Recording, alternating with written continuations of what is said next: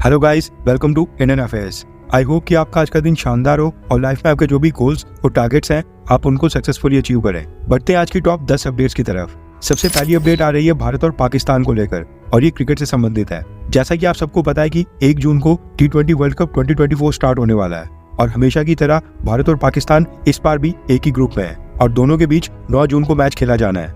America के New York में एक टेम्परेरी सीटिंग अरेंजमेंट वाला एक क्रिकेट स्टेडियम तैयार किया गया है जहां पर टोटल सीटिंग कैपेसिटी है 34,000 यानी कि 34,000। आपको पता है कि अमेरिका में भारत के लाखों लोग हैं और ये पहली बार होगा जब भारत और पाकिस्तान अमेरिका की धरती के ऊपर कोई क्रिकेट मैच खेलेंगे, वो भी T20 वर्ल्ड कप का। ऐसे में इसी मौके का फायदा उठाते हुए ICC ने अमेरिका के क्रिकेट फैंस को लिटरली लूटना स्टार्ट कर दिया है। बेसिक टिकट का प्राइस स्टार्ट होता है $300 से एंड ये $10,000 तक जाता है, यानी भारतीय करेंसी में 8,20,000 रुपए एक टिकट के लिए। इसके साथ ही जो डायमंड प्रीमियम सेगमेंट है उसकी टिकट्स $20,000 पे बिक रही हैं, यानी 16,50,000 रुपए, वो भी एक पर्सन का। वैसे डायमंड प्रीमियम टिकट्स तो खैर भारत के करोड़पति लोग ही लेंगे, लेकिन जो बेसिक टिकट है उसका प्राइस 25,000 से स्टार्ट होकर 8 लाख जा रहा है और अगर आप सबसे आगे की टिकट लेंगे तो आपको $1,500 से लेकर $2,750 पे करने होंगे, यानी 1,25,000 से लेकर 2,25,000 तक। एंड हम जो सबसे मिनिमम 25,000 की टिकट की बात कर रहे हैं वो सबसे पीछे की है, जहाँ से प्लेयर्स तक ढंग से नहीं दिखते हैं। बॉल तो दूर की बात है। दुख मेरे को पूरी तरह से पाकिस्तानियों का लग रहा है। भारत के लोगों के पास तो खैर खूब पैसा है और हम अफोर्ड कर लेंगे, लेकिन पाकिस्तान के लोगों को अपना घर, गाड़ी सब कुछ गिरवी रखना पड़ेगा, तभी जाकर वो इस मैच की टिकट्स ले पाएंगे। वैसे भारत में जो IPL और बाकी मैचेस होते हैं, क्या आपने वो स्टेडियम में जाकर कभी देखे हैं? हाँ या फिर ना, नीचे कमेंट करके बताएं। आज की सेकंड अपडेट आ रही है भारत के IIT ग्रेजुएट्स को लेकर। एक समय वैसा भी था जब भारत में IIT ग्रेजुएट्स का प्लेसमेंट रेट 90% से ऊपर हुआ करता था। IIT से इंजीनियरिंग करने वाले ग्रेजुएट्स को कंपनीज करोड़ों रुपए का पैकेज देती थी।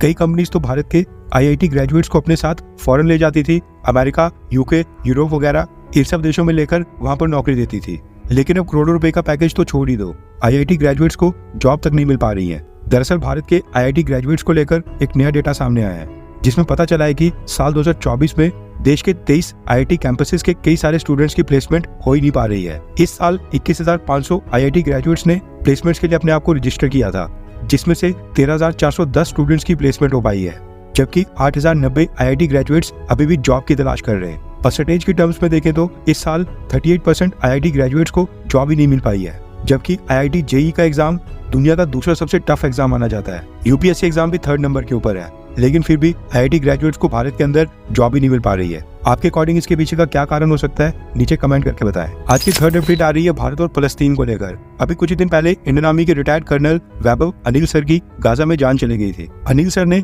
2 महीने पहले यूनाइटेड नेशंस को ज्वाइन किया था और गाजा में उनकी ये पहली पोस्टिंग थी। उनकी मौत को लेकर संवेदना प्रकट करने के लिए फलस्तीन के प्राइम मिनिस्टर मोहम्मद मुस्तफा ने भारत के प्रधानमंत्री मोदी जी और हमारे विदेश मंत्री डॉक्टर एस जयशंकर सर को 2 स्पेशल लेटर भेजे हैं। फलस्तीन के प्राइम मिनिस्टर ने इस लेटर में वैभव अनिल सर की मौत का जिम्मेदार इजराइल की आर्मी को बताया और कहा कि इजराइल की आर्मी ने ही यूनाइटेड नेशंस मार्क गाड़ी के ऊपर हमला किया था, जिसकी वजह से वैभव अनिल सर की मौत हुई थी। फलस्तीन के प्राइम मिनिस्टर ने साथ में भारत सरकार को थैंक्स बोला है और कहा कि भारत की सरकार इसी तरह से उनको समर्थन देती रहे। रिसेंटली यूनाइटेड नेशंस में भारत ने फलस्तीन को UN का फुल मेंबर बनने के लिए फलस्तीन के पक्ष में वोट किया था और भारत की सरकार फलस्तीन को हर साल कई $मिलियन की एड भी देती है। उसके लिए फलस्तीन के प्राइम मिनिस्टर ने भारत को धन्यवाद बोला है। इसके साथ ही उन्होंने लेटर में ये भी लिखा है कि भारत की मदद से इस युद्ध को खत्म करके सीज फायर करना चाहते हैं ताकि इजराइल को रोका जाए। आज की 4th अपडेट आ रही है इंडियन एयरफोर्स को लेकर। दरअसल पिछले कल खबर आई है कि इंडियन एयरफोर्स ने ईस्टर्न सेक्टर के एडवांस लैंडिंग ग्राउंड के ऊपर नाइट विजन गॉगल्स की मदद से एक C-130J मिलिट्री ट्रांसपोर्ट एयरक्राफ्ट की सफल लैंडिंग करवाई है। इस तरह की लैंडिंग्स में पायलट रात के अंधेरे में विजिबिलिटी इंक्रीज करने और ज्यादा अच्छे से देखने के लिए नाइट विजन गॉगल्स का इस्तेमाल करते हैं और उनको लगाकर ये लैंडिंग की जाती है। इस तरह की लैंडिंग या टेक ऑफ उन एयरस्ट्रिप्स के लिए काफी इंपॉर्टेंट हो जाती है जहां पर रात के समय रनवे थ्रेशोल्ड लाइट्स की फैसिलिटी नहीं होती है, जहां पर वॉर के समय इमरजेंसी एयरस्ट्रिप्स बनाई जाती हैं या फिर वॉर के कारण बिना किसी रनवे लाइट के लैंडिंग या टेक ऑफ करना हो। ये वाकई में इंडियन एयरफोर्स के लिए बहुत ही बड़ी अचीवमेंट है। आज की 5th अपडेट आ रही है भारत और अमेरिका को लेकर। दरअसल अमेरिका ने एक बार फिर से भारत के अंदरूनी मामलों में कमेंट किया है। भारत सरकार को मुस्लिम्स और बाकी माइनॉरिटीज के मुद्दे के ऊपर टारगेट किया है, वो भी इस समय जब भारत के अंदर लोकसभा इलेक्शन चल रहे हैं। अमेरिका के जो भारत में एम्बेसडर हैं एरिक गारसेती, पिछले कल उनकी तरफ से एक आपत्तिजनक स्टेटमेंट आई है। अमेरिका के एम्बेसडर ने कहा है कि वो किसी को भी ये नहीं सिखाना चाहते हैं कि लोकतंत्र कैसे चलाया जाए। भारत के लोग अपने देश के लोकतंत्र का खुद ही ख्याल रख लेंगे। मैं मोटे तौर के ऊपर ये कहना चाहता हूँ कि डाइवर्सिटी, इक्विटी, इंक्लूजन और एक्सेसिबिलिटी, इन सब की चिंता केवल हमें इलेक्शन वाले दिन ही नहीं होनी चाहिए, बल्कि हर समय साल भर इन्हीं चीजों का ध्यान रखना चाहिए। लोकतंत्र एक तरह का डेली प्रोसीजर है। हम सबको उस तरीके से काम करना चाहिए जैसे हम अमेरिका में ये सुनिश्चित करते हैं कि चाहे कोई एथनिक माइनॉरिटी हो, रिलीजियस माइनॉरिटीज हो, महिला हो या फिर कोई जवान या फिर कोई गरीबी क्यों ना हो, सबको ये फील होना चाहिए कि लोकतंत्र में उनका भी बराबर का हिस्सा है। एरिक गारसेती ने अपनी स्टेटमेंट में कहा कि भारत में जो रिलीजियस माइनॉरिटीज हैं, यानी कि हिंदुओं को छोड़कर जो बाकी धर्म के लोग भारत में रहते हैं, मुस्लिम्स, सिख, ईसाई, इन सबको भी ये भावना आनी चाहिए कि लोकतंत्र में इनका भी उतना ही हिस्सा है जितना मेजॉरिटी का, यानी कि जितना हिंदुओं का। मोर ओवर, एरिक गारसेती ने अपनी स्टेटमेंट में ये भी कहा है कि हमें वैसे काम करना होगा जैसे हम अमेरिका में करते हैं। यानी अब भारत को अमेरिका से सीखना चाहिए कि माइनॉरिटीज को लोकतंत्र में बराबर का हिस्सा कैसे मिलता है और कैसे नहीं। अच्छा होगा कि अमेरिका के एम्बेसडर एरिक गारसेती अपने देश में रेसिज्म के ऊपर काम करें। आज भी अमेरिका के अंदर वहाँ पर गोरे कालों का मतभेद है जो कि अमेरिका में खत्म ही नहीं हो पा रहा है। ब्लैक्स को लगता है कि व्हाइट्स उनके ऊपर लगातार अत्याचार करते आ रहे हैं, और ब्लैक लाइव्स मैटर जो कि कुछ साल पहले कैंपेन चला था, इसका सबसे बड़ा उदाहरण है। इसलिए बेटर है कि एरिक गारसेती पहले अपने खुद के देश की गंदगी को साफ करे और फिर उसके बाद भारत के ऊपर उंगली उठाए। आज की 6th अपडेट आ रही है भारत और मालदीव्स को लेकर। आपको याद होगा, हमने आपको कुछ दिन पहले बताया था कि मालदीव्स की सरकार भारत से रिक्वेस्ट कर रही है कि मालदीव्स भारत से जो सामान इंपोर्ट करता है उसकी पेमेंट भारत मालदीव्स की नेशनल करेंसी मालदीवियन रुपया में ले ले। सेम रिक्वेस्ट मालदीव ने चाइना से भी की थी। इसको लेकर मालदीव्स के economic development minister Mohammed Saeed ने पिछले कल एक स्टेटमेंट दी है और बताया है कि भारत और चाइना, ये दोनों ही देश इंपोर्ट्स की पेमेंट नेशनल करेंसी में लेने के लिए तैयार हो गए। यूएस डॉलर को बॉयकॉट करते हुए मालदीव्स की गवर्नमेंट अब बैंक्स के थ्रू मालदीवियन रुपया को डायरेक्ट इंडियन रुपीस और चाइनीज युआन्स में कन्वर्ट करके भारत और चाइना को इंपोर्ट की पेमेंट करेगी, जिससे मालदीव्स को सालाना $700 मिलियन की बचत होगी। नेशनल करेंसी में पेमेंट्स के लिए अब भारत और चाइना दोनों ही देशों के साथ नेगोशिएशन स्टार्ट हो गई है एंड जल्द आधिकारिक तौर के ऊपर इसकी घोषणा करके इसको इम्प्लीमेंट भी कर दिया जाएगा। अब यहाँ पर चाइना का तो चलो समझ आता है, लेकिन भारत भी यहाँ पर मालदीव्स की पूरी तरह से मदद करते दिखाई दे रहा है। वैसे हमें पसंद नहीं आए, लेकिन हमारी स्ट्रेटेजिक मजबूरी है मालदीव्स के साथ अच्छे रिलेशंस रखना। आज की 7th अपडेट आ रही है दुनिया के सभी देशों के फाइटर जेट्स की संख्या को लेकर। रैंकिंग रॉयल्स की रिपोर्ट के मुताबिक इस समय सबसे ज्यादा फाइटर जेट्स हैं अमेरिका के पास, टोटल 1856।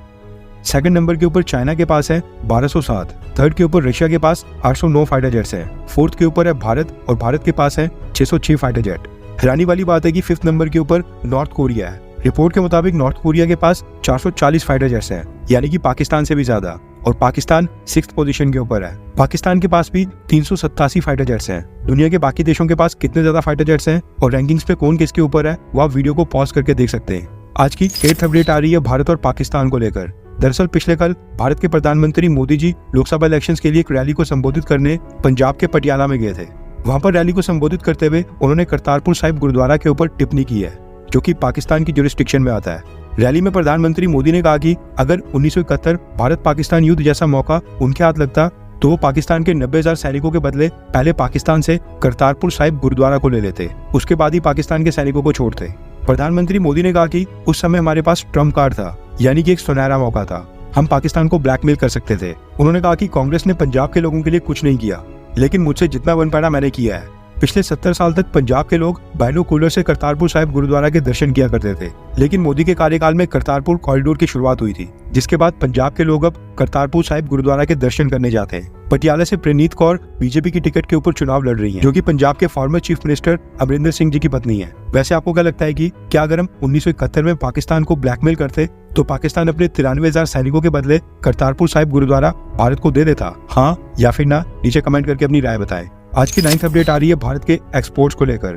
दरअसल साल 2023-24 के लिए भारत की टॉप 5 एक्सपोर्ट आइटम्स का डेटा अब सामने आ गया है, यानी टॉप 5 ऐसी आइटम्स जो भारत दुनिया के देशों को सबसे ज्यादा एक्सपोर्ट करता है, सबसे ज्यादा बेचता है। इस लिस्ट में नंबर 1 के ऊपर है ऑटोमोटिव डीजल, सेकंड के ऊपर है पॉलिश्ड डायमंड्स, थर्ड के ऊपर एयरक्राफ्ट में यूज होने वाला एविएशन टर्बाइन फ्यूल, फोर्थ के ऊपर स्मार्टफोन्स हैं और फिफ्थ के ऊपर मोटर गैसोलीन। अब देखा जाए तो टॉप 5 एक्सपोर्ट्स में 3 तो अलग अलग तरह के फ्यूल्स ही है, जिसका मतलब है कि हम आज की डेट में ह्यूज क्वांटिटी में भारत में क्रूड ऑयल को रिफाइन करने के बाद बाई प्रोडक्ट्स को बनाकर दुनिया के बाकी देशों को लगातार बेच रहे हैं और उससे प्रॉफिट भी कमा रहे हैं। आज की 10th अपडेट भारत के लोकसभा इलेक्शंस को लेकर आ रही है। दरअसल भारतीय जनता पार्टी ने कैंपेन वीडियो रिलीज किया है, जो कि काफी इंटरेस्टिंग लग रहा है एंड आई थिंक आपको भी देखना चाहिए।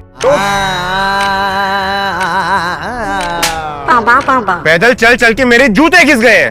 लेकिन तुम लोगों की एक भी स्ट्रेटेजी काम नहीं आ रही है। कहा सब एक ही चिंगाई लगा देते, जात के नाम पर बांटेंगे और मिलके मलाई चाटेंगे। हाँ, बंटवारा है तो पुराना मॉडल काम कर सकता है। फिर तो लगे हाथ सबके गहने, मकान, कमाई और किसानों की जमीन का सर्वे करवा ही लेते हैं। अगर लग गया मौका हमारे हाथ तो जनता के पैसों की करेंगे बंदरबाट।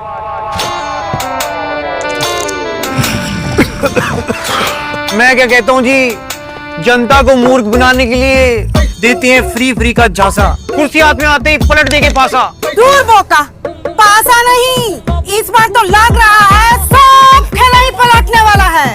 अरे एक मिनट, अब तुम हमसे हमारी जमीनें भी ले लोगे क्या? बहुत रंगबाजी से वसूली है, लोगों को नौकरी का झांसा देकर। अरे नहीं, आपको तो परिवारवाद वाला डिस्काउंट मिल जाएगा। दादी वाला नुस्खा अपनाते हैं, इस बार फिर से गरीबी हटाओ चिल्लाते हैं। क्या जबरदस्त आइडिया है। वोट पड़ेंगे खटाखट, नोट छपेंगे सटासट। एजेंडा आप लोग मेन एजेंडा बोल रहे हैं, हमारे वोट बैंक का क्या? ऐसा करते हैं, पिछड़े दलित और आदिवासियों का आरक्षण हड़प के मुसलमानों को दे देते हैं। इसमें नया क्या है?